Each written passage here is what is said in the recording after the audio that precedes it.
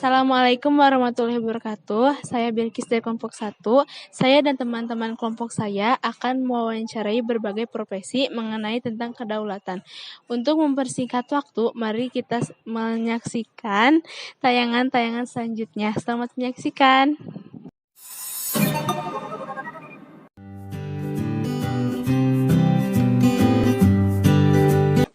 Assalamualaikum warahmatullahi wabarakatuh. Saya sini sudah bersama Pak Nova dengan profesi sebagai anggota Polsek Polisi.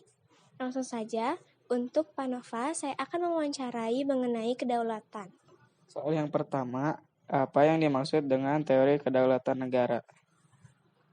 Teori kedaulatan negara itu sendiri yaitu teori yang menjelaskan bahwa kekuasaan tertinggi pada suatu negara berasal dari kedaulatan negara itu sendiri.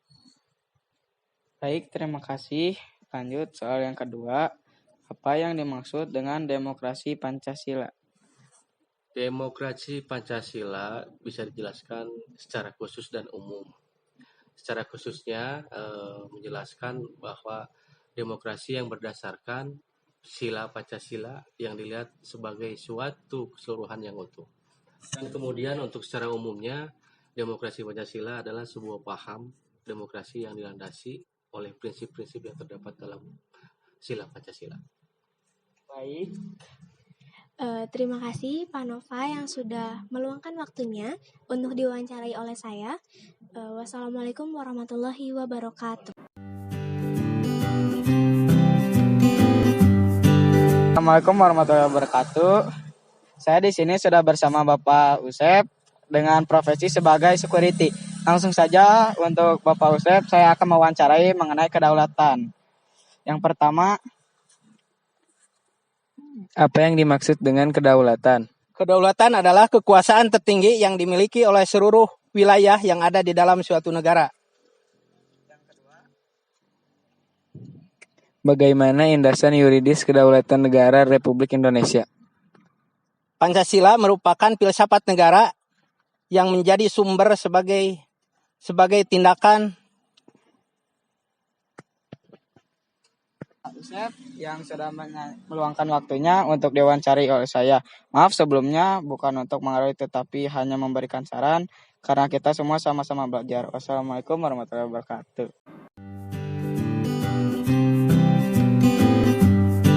Assalamualaikum warahmatullahi wabarakatuh.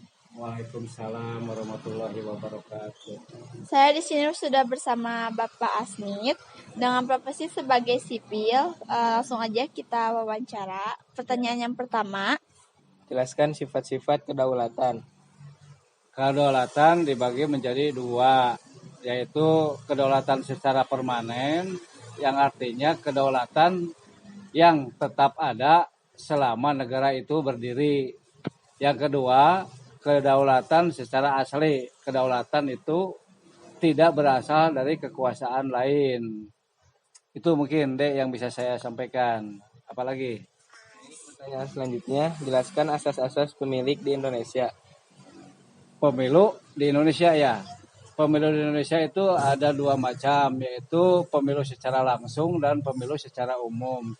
Pemilu secara langsung itu yaitu ajas-ajas pemilu, yaitu rakyat sebagai pemilih memiliki hak umum dan memberikan suara secara langsung.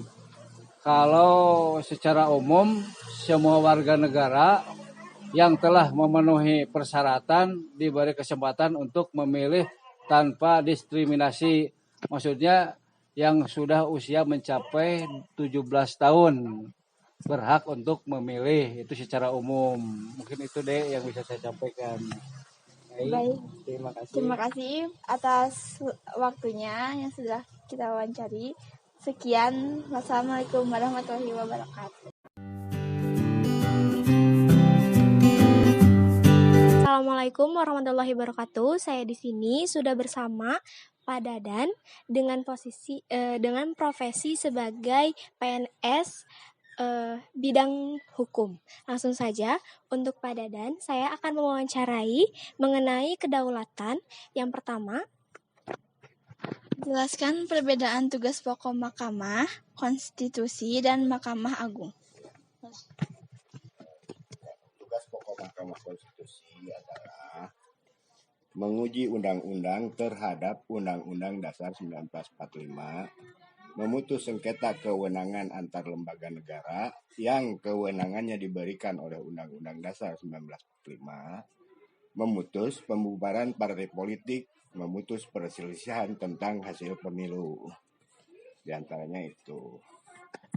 Tugas pokok Mahkamah Agung adalah membantu berdasarkan keputusan Sekretaris Mahkamah Agung RI nomor MA strip sek strip 07 strip SK strip 3 Romawi strip 2006 pasal 303. Tugasnya adalah membantu Sekretaris Mahkamah Agung dalam melaksanakan penelitian dan pengembangan di bidang hukum dan peradilan, kerjasama antar lembaga di dalam dan di luar negeri, serta pendidikan dan pelatihan tenaga teknis dan administrasi peradilan di lingkungan Mahkamah Agung RI.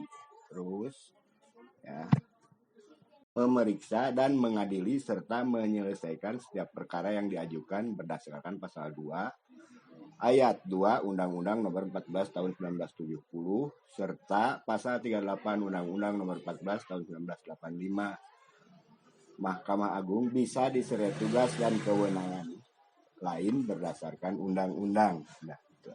Baik, yang kedua itu bagaimana hubungan antara DPR dan Presiden? Antara Presiden dengan DPR, kalau Presiden disebut dengan kekuasaan eksekutif. Kalau DPR disebut dengan kekuasaan legislatif, yaitu segala sesuatu keputusan Presiden harus berdasarkan persetujuan DPR. Itu mencakup keseluruhan, itu sudah diatur dalam Undang-Undang Dasar tahun 1945 pasal 11 tugas dan kewenangan Presiden. Itu aja ya. Jadi setiap apa yang mau ditindaklanjuti sama Presiden harus berdasarkan atas persetujuan dari DPR gitu. Jadi sangat berkaitan erat antara legislatif sama eksekutif. Terima kasih kepada Pak Dadan yang sudah meluangkan waktunya untuk diwawancari oleh kita.